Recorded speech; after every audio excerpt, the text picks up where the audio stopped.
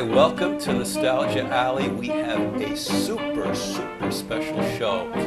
You know, if you had to think of a person who changed the world the most, I think most people would agree it was Thomas Alva Edison. Well, our guest, Tom Gillen, has written a fabulous book. It's called From Darkness to Light. And what makes this a fabulous book, it's about the plot to sabotage the electric light bulb. And it's a novel based on fiction, but a lot of fact. And it is a terrific read. It has adventure. It has romance, just like the studio. And Tom, I want to ask you, what got you to your interest in Thomas Alva Edison? Well, what sparked it? My interest sort of goes back to when I was a young boy. My mother worked for Edison's daughter part-time, and she found out that I had an interest in Edison. And as a young boy, she gave me my first biography on her father. She also gave me a couple of portraits of him, and she actually took the time to sort of tell me about her father, and she was very proud of him, obviously. And her name was Madeline Sloan, and she lived in Llewellyn Park, where Edison lived, as did the other siblings, her siblings. And that's kind of how it started.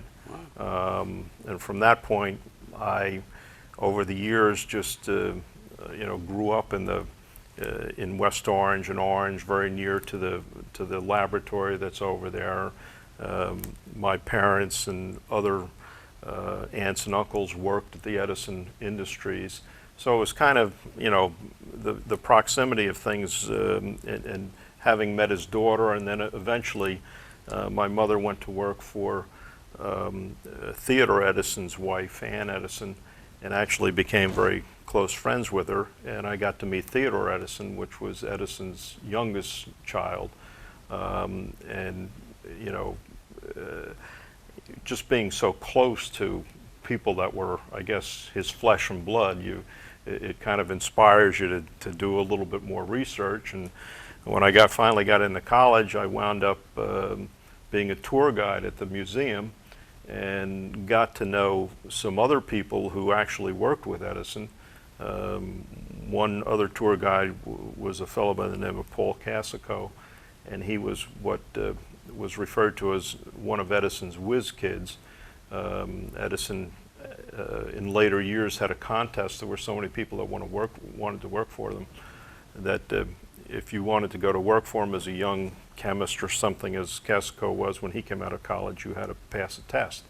And what was the test that you had to Well, the test actually was probably a lot different than you think. It was a lot of questions that were not so much theoretical but more practical. And he would ask you on the test, I can remember questions like, the difference between certain types of wood, what was the air pressure in a room, and things of that nature. That Edison was a great believer in you should know have as much accumulated knowledge as possible, and that's how he sort of selected these Now, whiz I kids. understand that Edison's actual start was with a dot and a dash. That's right. Edison, as a young boy, became fascinated with the telegraph and went on to become a telegraph operator. And actually, during the Civil War, as a teenager, he traveled around the Midwest. And after the war, he came to Boston and began experimenting on the telegraph. Eventually wound up in New York City, and one of his first successful invention was he modernized a version of what we used to call the stock ticker, the actual machine where you would see a strip of paper that would have printed on it the symbol and stock prices. He devised a very reliable machine, which was all predicated on the telegraph. Everybody thinks the telegraph was basically an operator sitting around tapping out the Morse code and sending a message from one point to another. Well, there was some of that, but actually the telegraph in those days was automated. Most messages were typed by a typist. In particular, they had women. It was a machine that looked like a typewriter, and they would type out the message, and it would punch the Morse code into a strip of paper. Wow. And that would be fed into another machine, which actually would send the message on. You didn't have any mistakes once it was typed. You didn't have any It was a pretty mistakes, accurate, and you could send a lot. You could send messages much more rapidly. But that, if you think about it, that's what the stock ticker was all about. And a large portion of the telegraph industry was in communication, in communicating financial information, stock and gold prices. Well, Edison invented this improved machine. Western Union put them under contract to manufacture it, and they actually paid him $40,000 in, wow, in that's a lot of money back then. in 1869 for the patent rights, and put him under contract to manufacture 1,200 a year. So Boy. He went from rags to riches, and put up a plant in Newark, New Jersey, and began manufacturing this machine. And he also continued to make other improvements to the telegraph. I mean, he actually has several hundred patents, but one of the more curious devices that he eventually came up with was that the growth of the telegraph industry was so enormous, particularly for cities like New York City, they couldn't put up enough physical wires. They were running out of space. In certain locations in the city, they'd have telegraph poles that would have, 12 or 20 crossbars and hundreds of telegraph lines that would be strung. And some people were complaining, and I've seen it written, where if you looked up, you could not see the sky because there were so many telegraph lines. Well, in order to increase the capacity, the telegraph industry didn't know what to do because physically they were running out of space. So Edison came up with a machine he called a quadruplex. And the quadruplex is a very complicated piece of equipment, but in short, what it could do is it could send 4 messages, 2 in each opposite direction at the same time over the same telegraph line. Like fiber optics today. Right. And he instantly quadrupled the existing capacity. Don't ask me to explain it because I can't. Pretty amazing. It's a very. What year was that he kind of did that? That was probably around 1875 or so, and they fought over that. They, being Western Union, fought over it. A couple of other telegraph companies fought over it. It wound up in court, and it was some 25 years before it was finally settled, and Edison claimed he never made any money from it.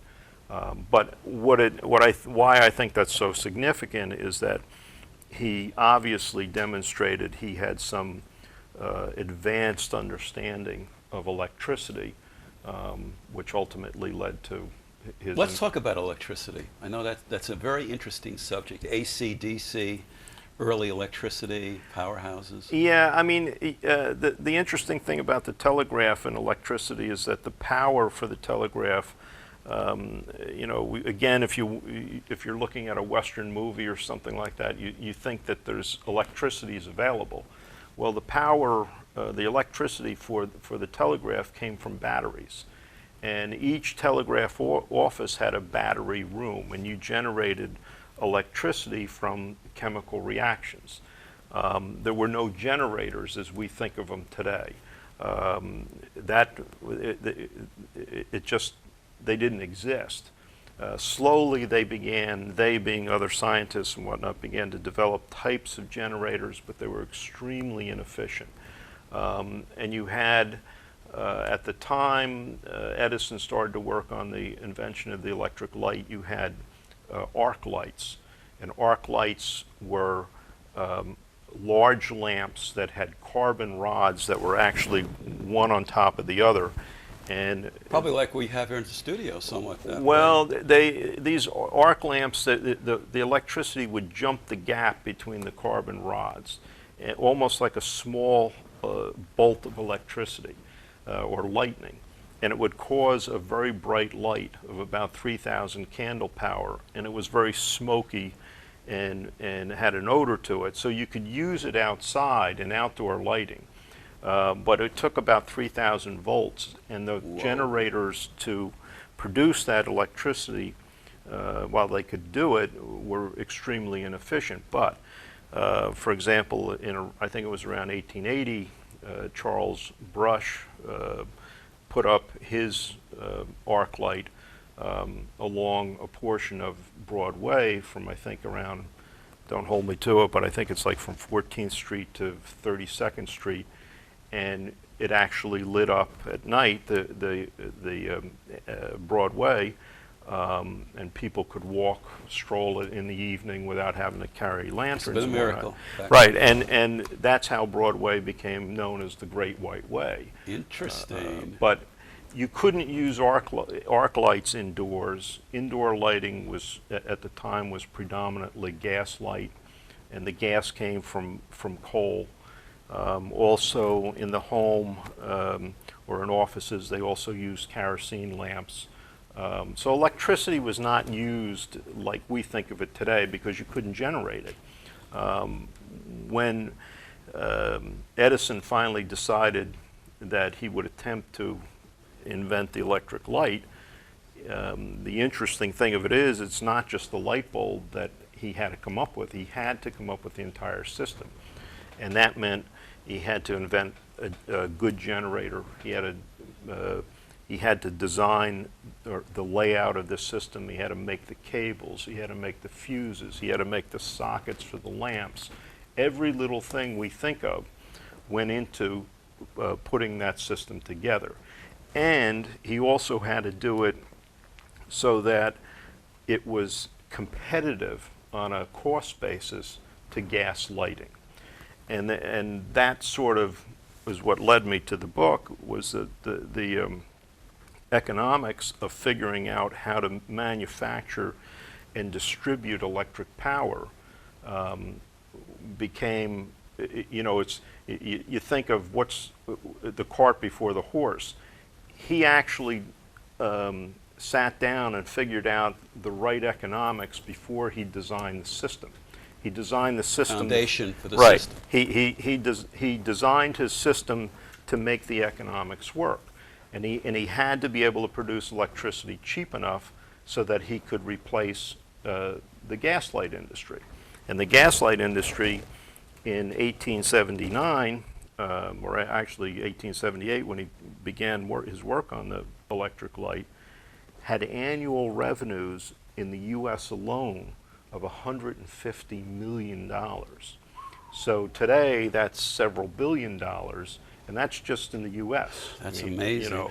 And so he saw this opportunity where if he could come up with the electric light, and more important, if he could sell electric power, that's really what he was all about. Now we're going to break for a commercial announcement. What we're going to do is talk about DC versus AC, why he used DC in the system. So this is Mike. Stay tuned and don't touch that dial. We're up to date. We teach a great new dance. Don't think that I brag. Plastic ones last longer.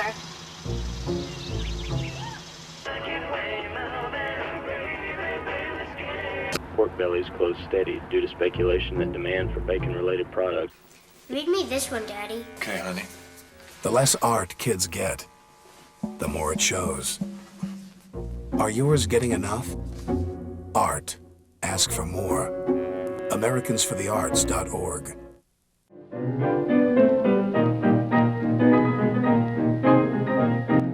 Hey, we're back again. That went fast, didn't it? Now, Edison was with DC current, and now we use AC current. Tell us why Edison wanted DC. Well, when Edison announced that he was going to invent the electric light, and he had some significant financing behind him. J.P. Morgan and others formed a group to actually finance his experiments. The gaslight industry began to rally against the idea. In fact, when Edison announced he was going to invent the electric light, he was such a successful inventor by then, he had already invented the phonograph, that the gaslight company shares in New York and on the London Stock Exchange plunged by nearly 50%. So actually, it's like the stock market of today with the up and down prices. It's pretty similar. He certainly turned the world on its head when he said he was going to invent the electric light. So they began, they being the interest, the gaslight industry interest, began a campaign of sorts to discredit Edison in his claim that he could invent an electric light. And one of the things they said was that electricity would be far too dangerous to use. And they had some evidence because the arc lights that I described earlier using such high voltage were clearly dangerous if you came in contact with them. So Edison, in designing his system, rather than use a high voltage system, which alternating current is, and which is what we use today, he chose to use a direct current system.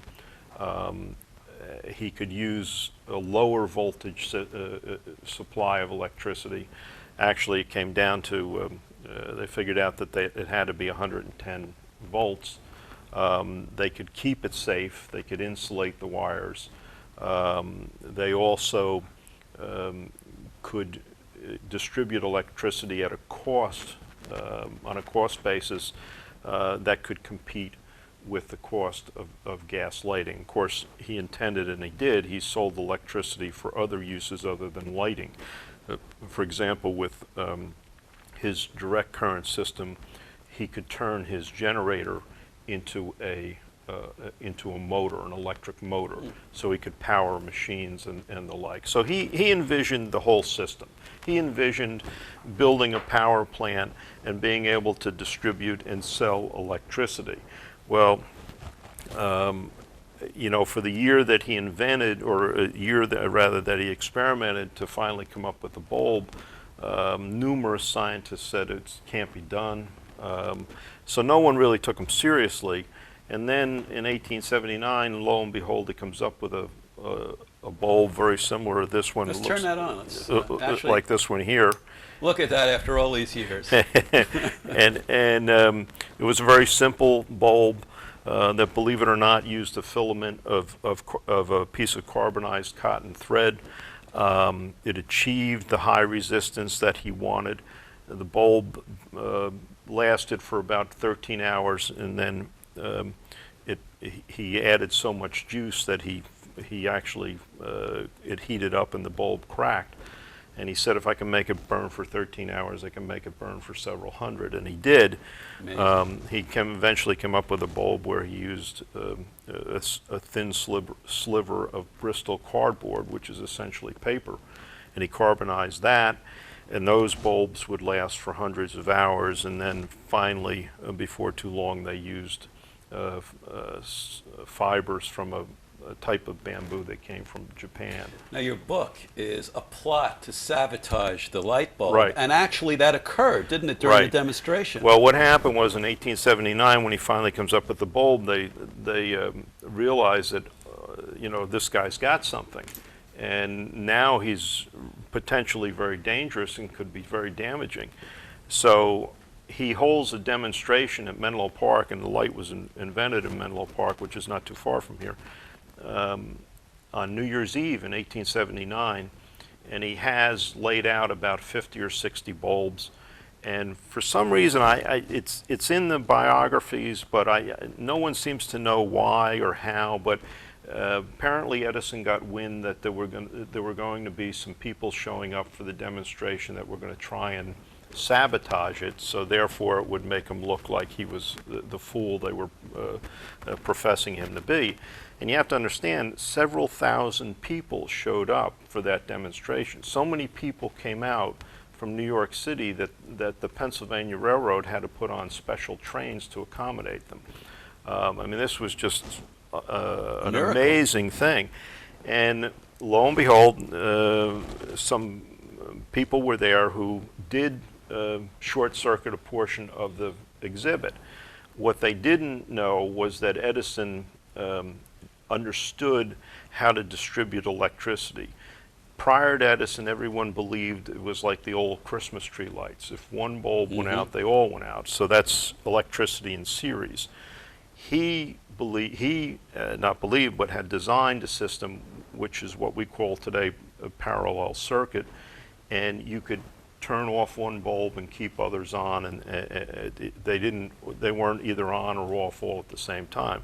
So when they short-circuited a portion of it, not all the lights went out, only certain ones went out, and they quickly chased those people from the property, and just corrected the problem, and the whole demonstration was a success. But what I did with the novel was they knew that the biographers knew that someone during the course of his experimenting was leaking secrets about his progress to a rival inventor, someone by the name of William Sawyer, but they didn't know who.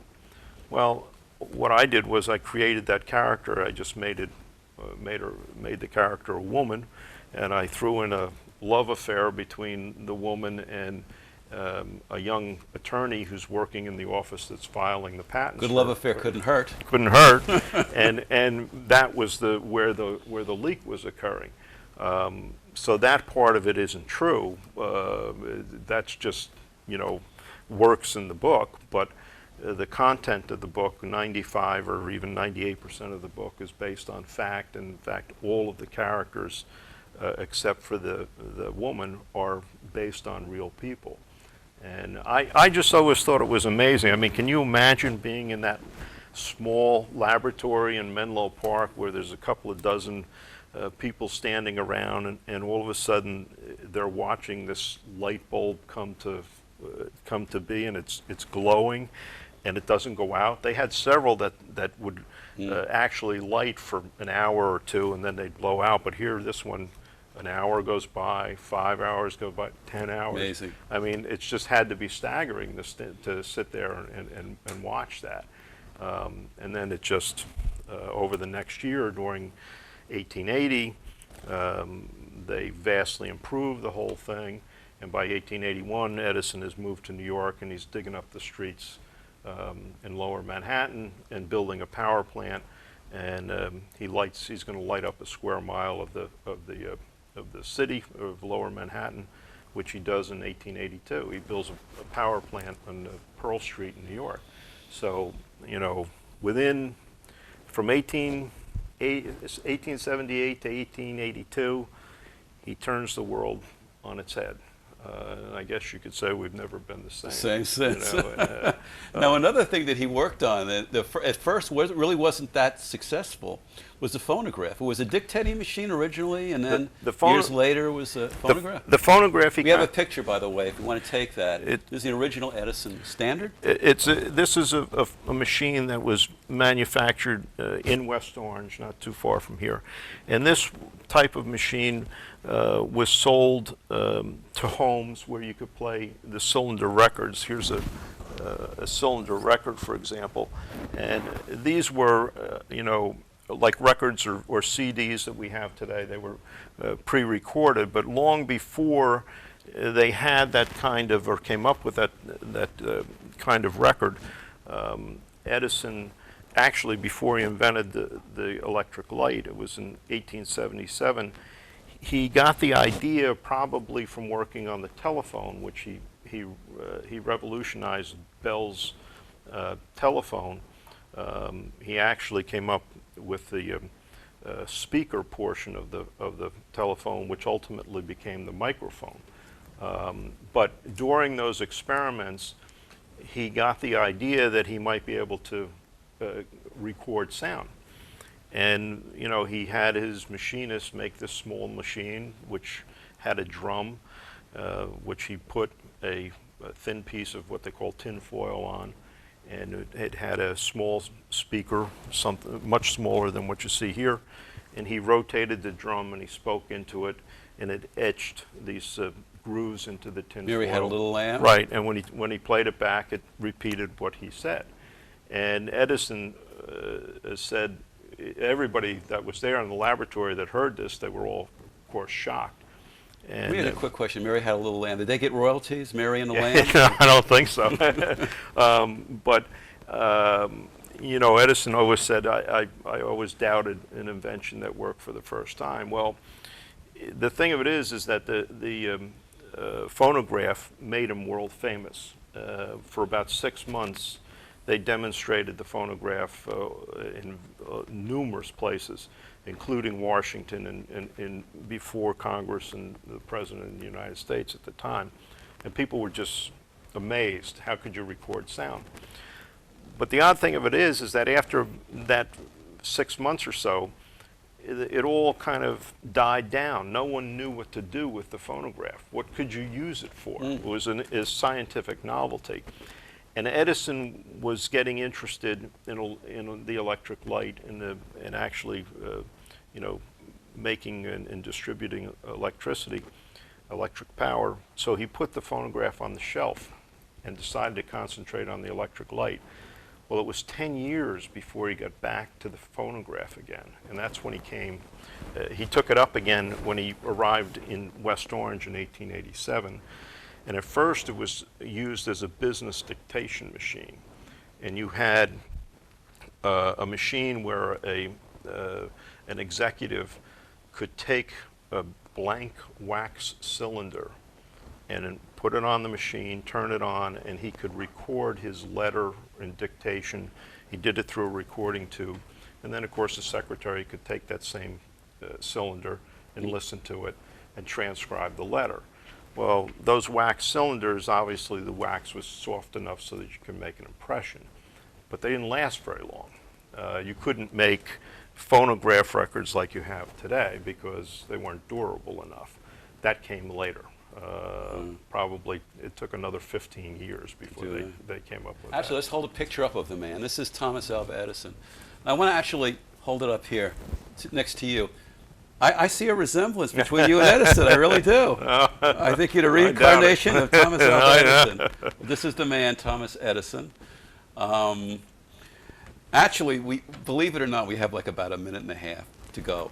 But one of the things was he really invented for the masses, for the affordable product that would last forever. He was a commercial inventor, and he didn't think an invention was really worth anything unless there was a market for it and you could make life better for most people. There was no question about that. He believed that. Now, just before we go, how many patents does Edison hold? Over 1,000. Over 1,000? Yeah, I think it's 1,093. I'm not exactly sure, but I think that's the right number. And did he have a large staff of people working for him? Yes, he did. One of his great inventions, according to some biographers, is industrial research. That's what he organized and did. He always had a staff of probably at least 24 people working for him. It's amazing. Now, the book, of course, From Darkness to Light. Now, how do we get this book? You can get it on Amazon online or Barnes & Noble online. All you have to do is go there and type in the author's name, Thomas F. Gillen, and it'll come up. It's print on demand. You order it, and in a couple of days they'll deliver it to your house. You have a printing press in the basement? I guess they do. I don't know how. You know. How long did it take to write? It took me probably 2 years to do. 2 years. Yeah, and you know, I'm working on another novel, and actually I'm also working on a collection of essays about Edison. So, wow. What's the next novel? Another Edison novel? Or? Yeah, actually, it's about the invention of the electric chair and the fight over whether or not there should be DC or AC. Wow. Yeah. Well, listen, our time is up. I can't believe it. But thanks for being on. It's been a terrific show. I'm an Edison. I know. Look at what I know about Edison now. So this is Mike Sobel saying good night to you, and especially to you.